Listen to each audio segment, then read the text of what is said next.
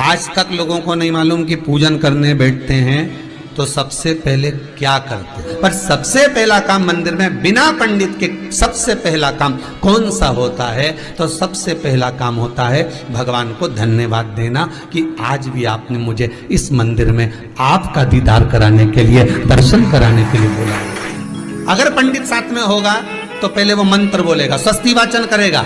स्वस्ति वाचन करने में उसको अर्थात भगवान के लिए भी प्रसन्नता और आपके लिए भी प्रसन्नता। पर आपके पास कोई ब्राह्मण नहीं, आपको कोई स्तुति नहीं आती, आपको कोई मंत्र नहीं आता, आपको कोई साधना नहीं आती, आपको कोई तप नहीं आता, पर आप इतना तो कर सकते हो कि भगवान के मंदिर में जाकर उनको धन्यवाद दे सकते हो कि तेरी कृपा है जो मुझे चलकर यहां तक बुला लिया, 2 कदम चलाया, यहां तक बुलाया, ये तेरी कृपा है। और बड़ी कृपा करी जो डलिया भर के पूजन का सामान भी लाई, बड़ी कृपा करी जो दूध भरकर भी लाई, बड़ी कृपा करी जो कलश भरकर भी लाई। कितने लोगों का फायदा है कलश भरकर मंदिर ले जाने में? देखिए जरा कितने लोगों का फायदा। हिंदू धर्म में विष्णु पुराण में, पद्म पुराण में लिखा है, सौभाग्यवती नारी जब भरा हुआ पानी का लोटा लेकर कलश लेकर जाती है और उसको देखकर कोई व्यक्ति निकल कर चले जाता है तो जिस काम के लिए जाता है वो काम सफल हो जाता है। मंदिर का ही लोटा, मंदिर का ही पानी, सिर पे पल्लू लेके हर हर महादेव, बस शिव जी के चढ़ा रही और इतने प्रेम से रिझा रही। अब फ्री का पानी था तो एक लोटे में मन भी नहीं माने। अरे करा तो भगवान के सम्मुख में पहुंचकर अगर आप जल का पात्र भी लेकर जा रहे हो, भरा हुआ लेकर जा रहे हो, तो कितनी प्रसन्नता की बात है।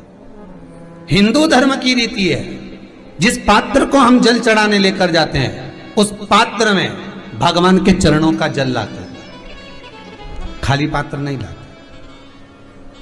क्या लाते हैं? भगवान के चरणों का जल। उस चरणोदक को लेकर आए, घर में रखा, सबने अपने नैनों में लगाया, हृदय में लगाया, चित्तवृत्ति में लगाया। खाली पात्र हम लेकर वापस नहीं आ रहे हैं।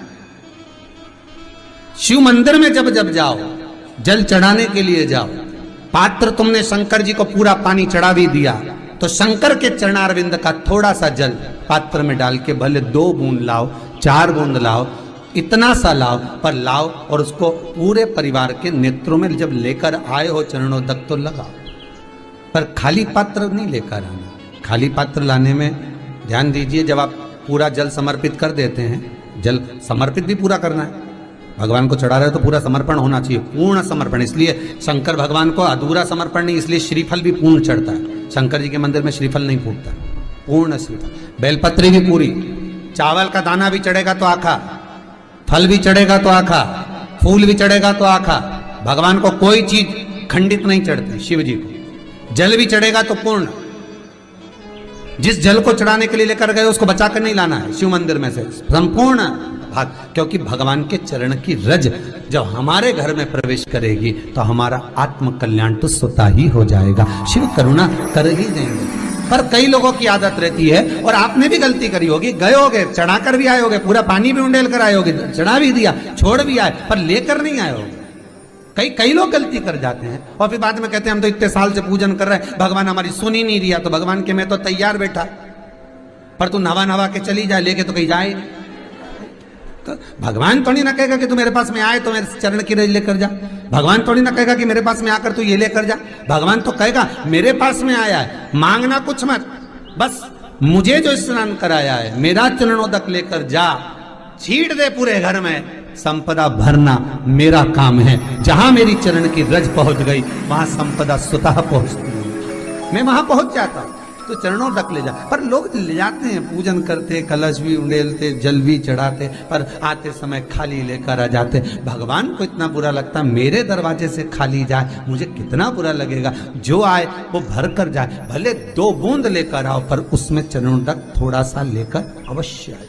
उसी तरह जल चढ़ाने के बाद हम जब लेकर आते हैं पात्र के अंदर, ये उसमें उसकी बरकत है। गर्ग संहिता में दूसरी चीज कही, उसको भी समझ लीजिए। गर्ग संहिता में कहा गया, जब आप घर से जल लेकर जाते हो भरकर, तो ये सृष्टि की जितनी नदियां हैं, पृथ्वी पर जितनी नदियां विद्यमान हैं, जितने तालाब, जितने सरोवर, जितने कुंड, जितने विराजमान हैं, उन सारे तीर्थों का जल जब आप घर से लेकर निकलते हो तो वो तीर्थ का संपूर्ण जल आपके कलश में आ जाता है।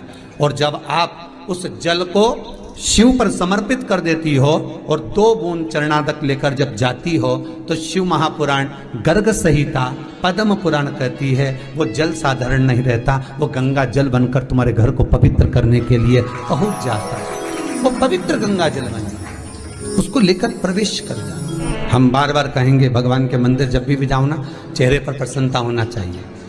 किसी से मिलने जाओ ना, चेहरे पर अगर प्रसन्नता नहीं और ऐसे ही पहुंच गए ना तो वो श्रेष्ठता नहीं मानी गई। तुम तुम्हारी बहन के घर जाओ, सती मैया जलकर भस्म क्यों हुई? माता सती के भस्म होने का कारण क्या था?